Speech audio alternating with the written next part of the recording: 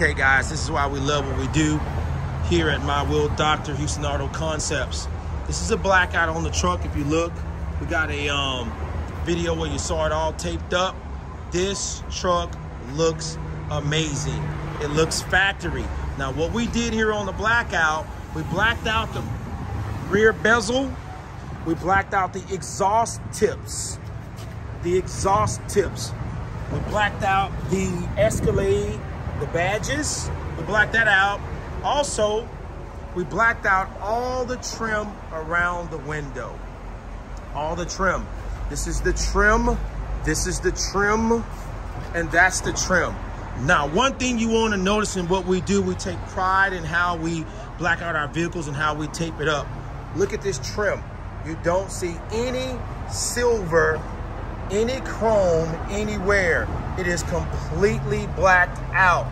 A lot of guys, we do a lot of reworks and a lot of redos where people will bring it back to us because it wasn't done properly, and you can see where they didn't tape it up properly. That doesn't happen here. At the bottom, we blacked out the bottom chrome accent on the driver and passenger door. If I walk around to the front, we blacked out the grille, okay? It's a totally sexy car.